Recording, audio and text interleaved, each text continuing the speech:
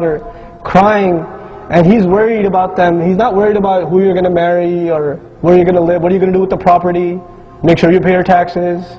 None of that stuff. Nothing. Nothing. Make sure you finish college. No concerns.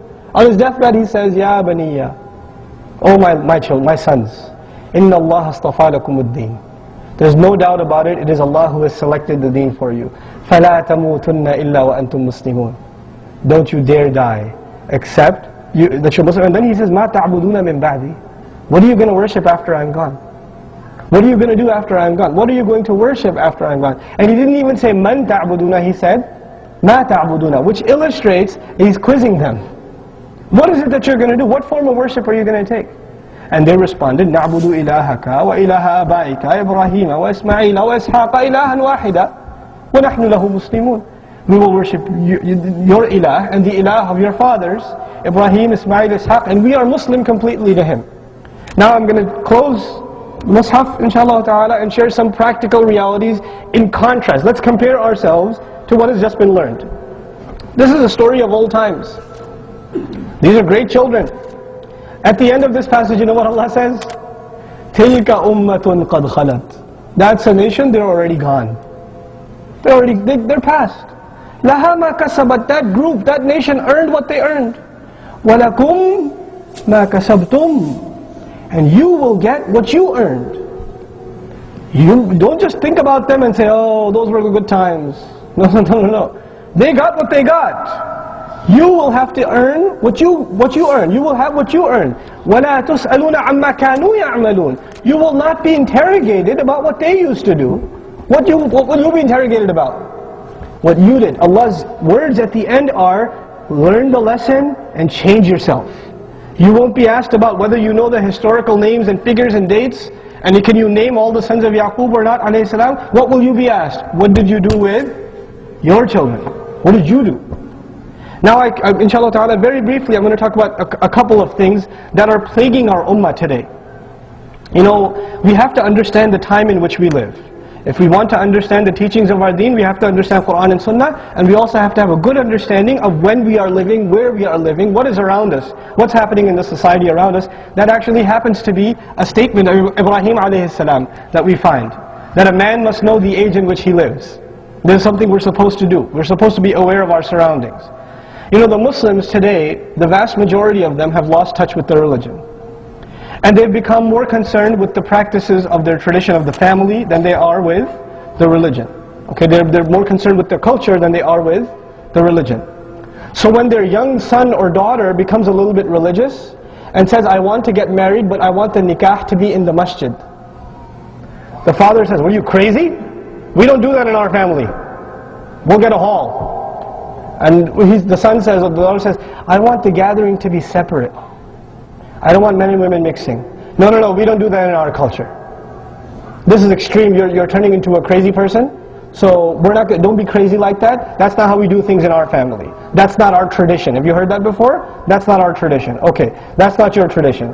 If you're, for example, from the Indo-Pak or the Arab society, right? That's not your tradition. But what about your fathers and their fathers and their fathers and their fathers?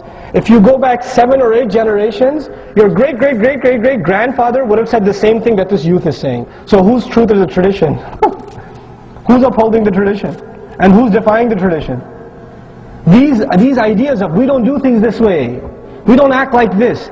This is the hypnosis that the colonizers put on the ummah of Islam. They came and put these clothes on us. They taught us how to eat with a fork and spoon, right? To know that English is the language of the dignified and Arabic is the language of people who don't really get a good education, right? They taught us this stuff. And then we got so hypnotized into thinking this is our way. This is our way. SubhanAllah. We have to have a sense of dignity for who we are, for what our legacy is. Our legacy is not 50 years old. I mean, and this is the other thing that happened to this ummah. It is part of our problem today.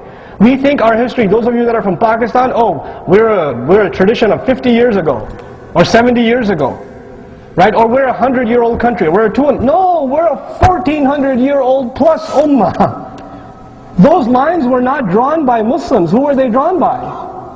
By kuffar, by the enemies of Islam. Don't think that's our tradition. Our tradition is much bigger than that. Don't limit yourself. Now, having said all of that, let's come back to the United States where we live. And our children, yes, our children are being raised in this society. They're being raised literally as Americans. You like biryani and baklava and whatever you like, they like pizza. You don't like pizza, right? They like a cheeseburger. You can't stand it. And the things that you laugh at, they don't laugh at. And the things you eat for sweets, they're allergic to. They'd rather have a candy, a chocolate bar, or something, right? It's a different culture. What they like to eat, how they speak, what they like, how they entertain themselves is different from you. The elders are sitting together and they're listening to poetry from old times and going, oh, that's good stuff. And their youth, I don't know what they're talking about, man. I have no idea. And he's got 50 Cent on, or, you know, different worlds. Two completely different worlds. So now not only do we have a generation gap between ourselves and our children, we have a continental gap. Right? Our parents are from a different continent, a different world, where things work entirely differently. But what's happened, and this is my assessment of it, what's happened is, when we come to the United States, we've built these masajid, alhamdulillah, may Allah reward those, we put even a penny in the building of the masajid, because if it wasn't for the building of the masajid, we would not be sitting here today. There would be no da'wah of Islam. So we ask Allah to reward the people who spend even a penny for the sake of Allah in building His house. Right? So this is a great contribution to this ummah. But then what happened is the problem too. Let's talk about the problem too. Let's not only talk about the good, let's talk about the bad too. So we built our masajid, and then right now when you turn on Sinat, it's America, and when you turn into the parking lot and you park your car, now we're in Pakistan. And when you enter in here, it's Cairo or Lahore or Hyderabad in here.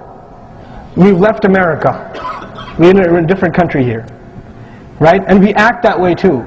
You would never do the things you would do in a masjid bathroom, in any other bathroom. You would never park your car in any other parking lot the way you park it at the masjid, because you're in Pakistan when you get in here. Right? It's the mentality of the Muslim. So this is an island where we own, it's like back nostalgia from back home. Now the thing is, back home things were a little different.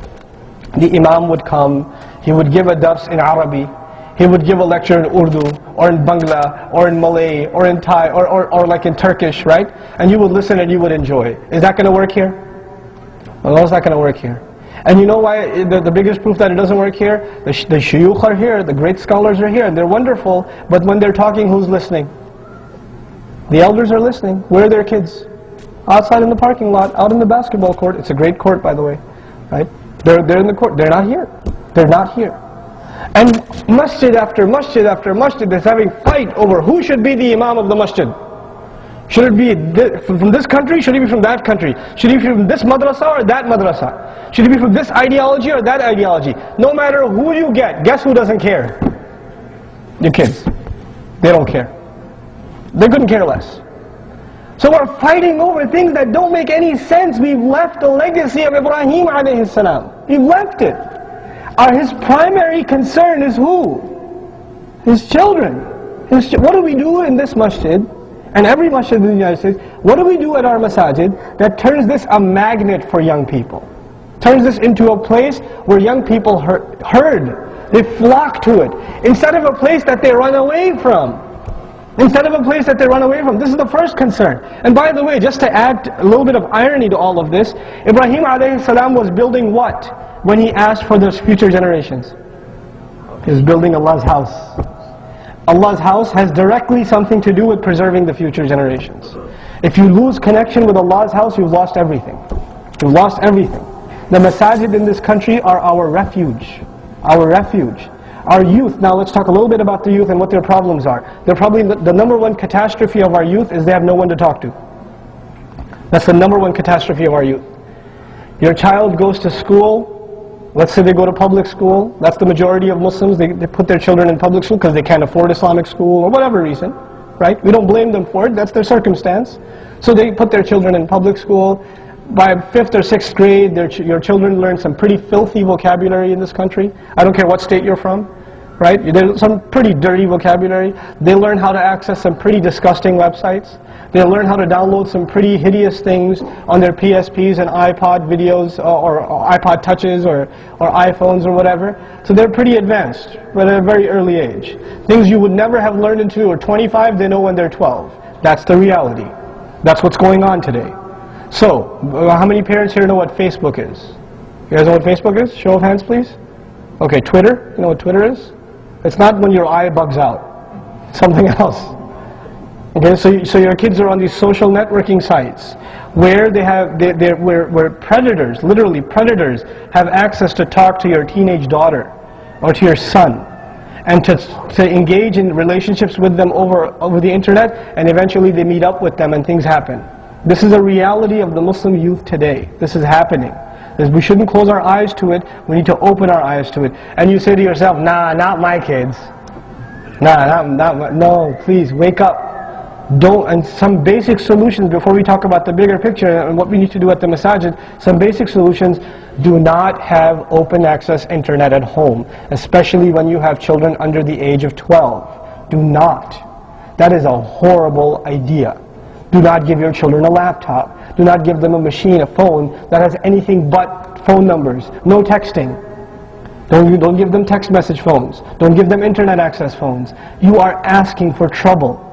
You are asking for trouble. You will regret what you did later on. You think you got them these things because you love them. You are destroying them. You are destroying them. They are not smart enough to figure out, I shouldn't be doing that or I shouldn't be doing this.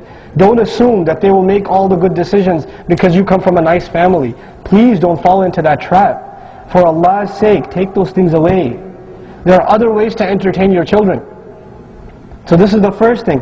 When your children become teenagers, by the way, which happens a lot, right? Our children become teenagers. And as I travel the country, you know what happens with a lot of parents? They come to me and they say, I have a teenage girl. I have a teenage boy. I want you to talk to him. This has happened to me hundreds of times. Literally hundreds of times. And you know why they come to me? And I don't judge anyone. I don't judge anyone. Wallahi, I don't judge anyone. You know why they come? Because when they're teenagers, they become independent. And when they become independent, they no longer listen to you. When they no longer listen to you, you have to find somebody that they will listen to. The ship has already sailed. When was your chance? When was your chance? Before they turned into semi-adults. That was your chance. Don't lose that opportunity. The thing that we have to learn here is we're in a different world. The way you deal with your children back home is not the way you deal with them here. They're two different things. Back home you can yell at them, slap them, do whatever. It's all good. That's how everybody does it. Over here you yell at them a little, they'll go and talk, my dad, he's total loser. They'll talk about you like that. They will. Among the friends, they will talk. I used to run a Sunday school. I was the head of a Sunday school, and my primary job, you know what it was? It was to be a spy. That was my it wasn't curriculum, or am I teaching Aqidah, or what textbooks to order. No. That will come later. Let me go around during recess and spy on the conversations these kids are having. My mom let me buy an NC-17 video game, and I'm only 8. She loves me. No, she doesn't.